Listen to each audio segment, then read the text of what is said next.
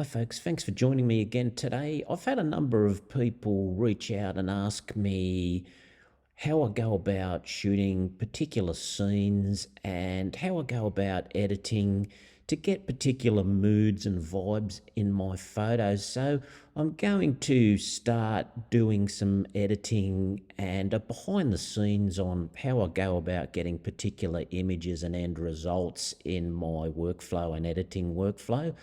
So today I'm going to start with a iPhone 14 Pro image that I shot. Now, that's not a fantastic image. It's basically just one that I shot off a bridge to use as an example. And I'm going to work with this in Capture One Pro, see what I can do with this image there, and then I'm going to put it into Dehancer, which is a plugin, and we'll try and apply a bit of a film vibe onto this and give it a film simulation, hopefully a nice film look at the end of the video. Now, again, if you're thinking of or trying to apply some film simulations to your photography, what I'd highly recommend is have a look at Dehancer. Now, this applies a film simulation to your digital image. There is a trial period on it, so you can see if it works for you, if it's something that would work in your, photography. And if so, you can go ahead and buy it later on. Now, if it's something that you're considering buying, I'll leave a promo discount code in my video description down below, so you'll get a discount if you find that Dehancer is something that would suit your workflow, and if it's something that you'd like to purchase, make sure you use the discount code and get your best bang for buck. So let's have a look at this iPhone 14 Pro image and we'll see what we can do with this. Let's go.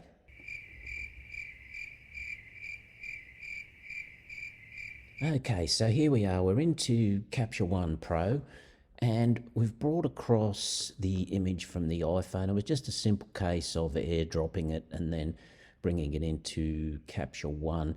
Now, you can see here that Capture One has massively seen this as an underexposed image. Now, what I would tend to do here, how would we put it? The first port of call that most people would usually do is get this and start attacking it with the exposure slider here. And you'd go, oh yeah, let's have a look and bring this up. Now that'll work, but what is happening is you're going to attack these highlights here. Now, like I said, this was just a quick image. Normally I wouldn't get in and shoot from this angle because these highlights here, or the whites as they are, they're not actually highlights, are just massively blown out. Now, how can I tell this? I can come up here, hit my exposure warning, and you're seeing these coming up as red. There's lost detail galore in them. And the fact that I've used the exposure slider on this only accentuates the problem. Now, there's a number of better ways, better in my point of view. Others might have different ways of getting around this. So I'll double click this back. Now, a lot of people wonder what the difference is between the exposure slider and the brightness slider. The exposure slider, let's have a look at this histogram up here. It will basically drag everything across. If you start increasing the exposure, you can see here we're starting to blow out the whites even more. So it's basically increasing the exposure of everything in the image, including these whites or highlights, which we don't want to increase. Now, the difference between the exposure slider and the brightness slider is the brightness slider is going to have a much greater reduced effect on whites and highlights as we start increasing the brightness in the image. And we'll see this up here in the histogram. Let's start bringing this across, and you can see here how far we're going, but there's nothing happening here with these whites and highlights. So this would or could be a way better method of bringing up the image to a point where we could start working on it. Now, the other option is that we just have a look here in our high dynamic range sliders, and I'd be inclined to start dragging across the shadow slider, which again isn't going to affect these whites and highlights, but it's going to start bringing up these other areas to a point where we can start setting this slider to give us a mood. Now, this scene to me, and I have had a number of people say, oh, your photos are so dark and moody, how do you get the result? Well, this is a large part of it, is working how you want these shadows to be, and also the colours that are in there, and what you start doing with them when you start grading. But this shadow slider here to me has done a bit of magic there, and that's pretty much where I would nearly like that to be. So I'll bring that up. Now, one thing I like to do when I'm starting on an edit is playing around with, firstly, the exposure slider and these high dynamic range sliders, and taking them to their extremes at either end and seeing what data is actually available to the eye. So I would do that. I'd have a look here at the blacks, and I'd start cranking this black slider up here, taking it to that extreme, and yeah, that looks pretty crunchy. That looks very, very high dynamic range HDR-ish. And I'll take it down the other way and see where we end up there. Now again, we've just lost way too much there. Take it back to the middle ground, double click, and I'd be inclined to just take that up a fraction, just to give us a little more to work with. So around about there is where I would be pretty happy with this. Okay, so I've just dropped this back, hit the reset button up here to restore this back to how it came into Capture One, just to give you a quick tip on if you're wondering what's happening with the exposure of your image. You can have a look at how Capture One views that particular exposure in the exposure evaluation, and you'll see here that it's seeing this image as roughly about 1 3/4 stops underexposed. So if you want to bring that back to roughly where Capture One isn't seeing this as either under or overexposed, just bring your exposure slider, and I would take that to 1 3/4 stops overexposed and just see where the image is at. But again, it's going to blow out those whites and highlights here. And this is roughly the image as how Capture One would see the ideal exposure on this. So that's where your exposure evaluation is really handy. Just take note, this is 1 3/4 stops. Capture One seeing that underexposed. We've taken that up 1 3/4 stops overexposed. So this is the ideal exposure according to Capture One. That back to how we had this originally, where we basically just turned up the shadows and the blacks to get our mood happening. And I did take the blacks up probably a little too far. I don't want to get that HDR look happening too much in it. So I could nearly even pull that back a bit. All right, so I'm pretty happy with that, and there's not a whole lot else that I'm going to get in and start doing on this in terms of light. So I'll come across here to color. Now, one thing you can experiment with is on your base characteristics here, you can have a look at how this views your image with just these base characteristics altered. And some of them are quite easy and quick effects that you can apply to them. Now, the other probably way easier way to have done this image is just in the photo editor on the iPhone, where it probably would have been quite easy just to get the image, take it into photo editor, apply a vivid filter, and then save it, and you've probably got, a fairly usable image straight away. But I wanted to go through the process with Capture One and Dehancer, so we'll do it this way, which is a little bit more a roundabout way of doing it. Now, there's obviously a lot of greens happening here, quite a few yellows. So we'll have a look here on our basic colour sliders here, and we'll see what happens as we start adjusting the greens and saturating them up. And yeah, there's probably a greater amount of yellows. Now, one thing you can do with your yellows, and I do it quite frequently, is to make them a little warmer by taking them across towards the red on the hue slider. Now, roughly about there, I'm pretty happy with that. And I might have another little look here at the greens.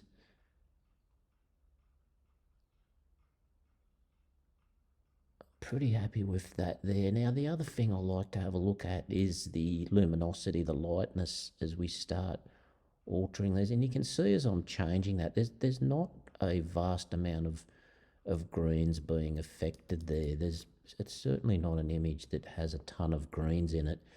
And to me, that would, I'd straight away suspect that the yellows are very dominant in this scene.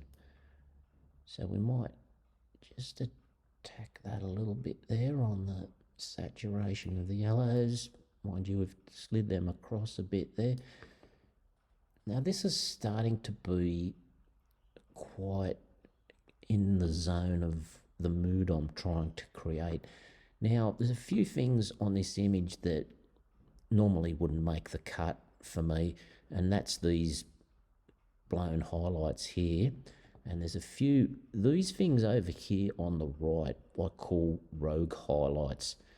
Now, rogue highlights are the bane of many images. They're what comes and breaks through the leaves of your trees and any gaps in your trees. And unbeknownst to a lot of people starting out in photography, the human eye is always drawn to contrasty areas, especially things like this and this. So you want to keep those contrasty areas out of your images, unless, of course, they're going to be a major element of your images.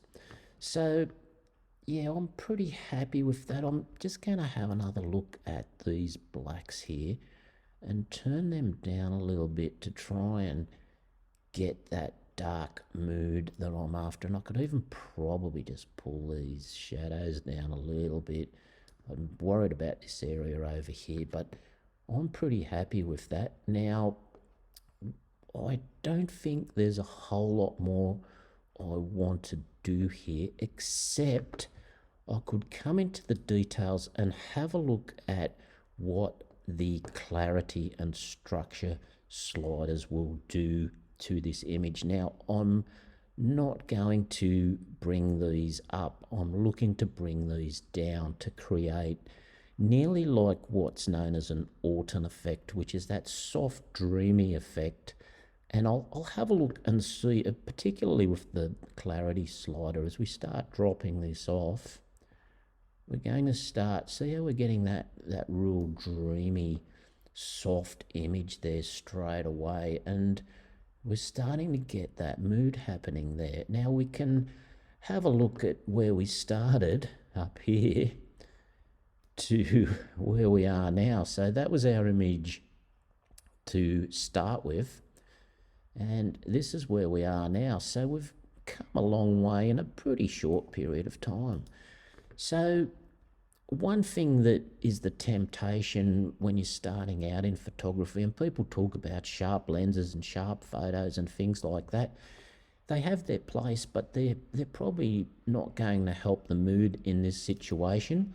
So that's it. Before, we've done a bit of clarity, negative clarity, and this is it as we start dragging that back a little bit to there. Yeah, that's probably where I want to be, just giving it that nice dreamy look. Of taking a ton of clarity out of that. Now, the other section in here is structure. Now, structure attacks the more medium sort of sized areas of an image. Sharpness will attack the real dotty fine parts. Clarity will do the larger areas of contrast, and structure does more those middle grounds. So let's pull the structure back, and again, it's probably going to knock it a little bit, but there's not too much in this image that would be affected by the structure slider. So I'll flick that back and you'll see there's hardly any difference there. Clarity, let's see again. Yep, that's where we were at the start.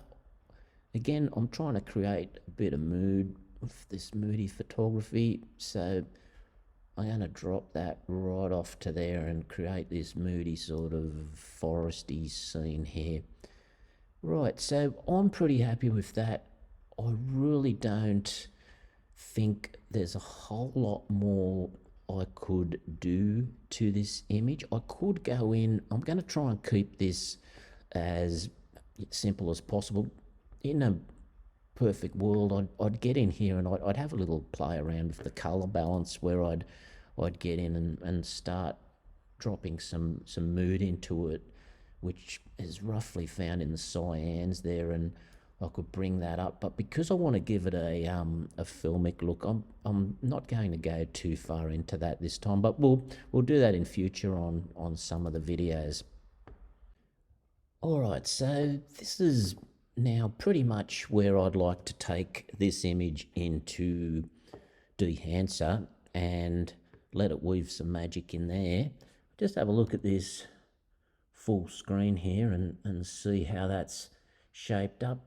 It's got that soft sort of dreamy image to it. Now later on I will apply a bit of a vignette around the exterior of this image to bring the focus a little more in on this stream, rather than all these distractions happening around the outside here. So from here, it's a case of just coming up to image, edit it with Dehancer, and I have done another video talking about the Dehancer software. I'll leave a link to that in the end screen if that's something that you want to have a look at. So we'll go into here. Again, we're exporting it as an Srgb, which is what the Dehancer developers recommend, and as a TIFF, and we're going to edit our variants. So we'll see here now, this is going across, it's prepping up the image, and we'll have ready to start work. Okay, so here we are, we've got the image into Dehancer, and by default it applies the last edit up here, and you can see that was a Fujichrome Velvia 50 that I was using, and it's applied the settings that I used to the image I've just imported. Now we can see up here by tabbing this preview, this is the image that we finished with in Capture One, and this is how we've had the preview applied in Dehancer. Now it's a simple process to apply a profile, a film profile. We'll leave that on, we'll get in here and we'll reset all the settings, and then we'll come across here to profiles. Now you'll notice here they're not available. That's because we've just got to tick our little checkbox here, and then that will enable our film profiles that we can just go through and choose whichever particular profile we're after. Simple as just pointing and clicking, and the software Dehancer will apply that film profile to the image we have just imported from Capture One. Now in this area we can get in and push and pull the image exposure. the Dehancer team, developers, have got in and they've sampled a number of different push and pull exposure values into this area. So you're going to get a genuine effect as you move these sliders in terms of the pushing and pulling of this film stock. Now, I'll keep this video as simple as possible. And again, it's just a case of finding a film stock that you like. And to me, I quite like this Fuji Chrome Velvia 50. And if that's the image that you like there, then it just becomes a case of clicking OK and it'll take it back into Capture One. But what the developers from Dehancer recommend is after you've applied the film stock to come in and check over here in the expand window to adjust your black point and white point. And I always leave this color mode in normal, but you can come in here and you can start adjusting your black and white points to give you the effect that you're after. Now, to me, I'm pretty happy with that. This is the before and this is the after. There's not a lot of difference there. There's probably a little more in the reds on this effect here. I'm pretty happy with that. If we wanted to go in and put a vignette on it, we can also do this here. I think I'll leave this for now in terms of a vignette because I wanted to keep this really simple and just show you how quick and easy it is to apply a film stock to this. We've put our Fuji Chrome Velvia onto it. We've adjusted slightly the black point on this up here in our expand window. And from there, let's have another look at the before and after. We'll just click OK, and this will take us back into Capture One to finish this image off. All right, so there we have it. We've brought our image back across from Dehancer, which is this one here in our TIFF format, and we've got our original image that we exported into Dehancer here. And if we click on here, we can see the raw file that we started out with off the iPhone 14 Pro. So that's the file that we brought in, and this is where we're at with the Fuji Velvia 50 simulation applied from Dehancer, and this is the image that we exported into Dehancer. So I'm quite happy with this one as much as I am with this one. Slightly more reds and slightly a little bit more yellows in this with the Fuji Velvia 50 simulation. And the other option we could do is put a bit of a vignette onto this. We could have done that also in Dehancer as well, but that's a matter of personal taste. And I think ultimately here in this image, because there's a lot happening around in these branches and that, a vignette would certainly be the way to go. But I'll leave that today. I'm pretty happy with that. I'll put this into my Instagram story, leave a bit of a little bit of information on there as to how it got to this point. And now it's just a case of coming up here, hitting export, and deciding what name to give it and what format we ultimately want to export this out at. Okay, so there you go. We've taken our iPhone 14 Pro image. We've given it a bit of a makeover in Capture One. We've taken it into Dehancer, and then we've brought it back into Capture One with a film simulation on it. Now, keep in mind that the phone images aren't going to be as workable as camera images with, say, a full frame sensor on them. There's a lot more information in the raw files on these cameras, so you will get a better result and more workability as you bring them into these editors. Now, if you've enjoyed this video, found it helpful, awesome if you could give me a thumbs up. Even better, hit the subscribe button. You won't miss any of my latest videos. There'll be more edits coming up soon. Thanks very much for watching, and I'll see you in the next one. Bye for now.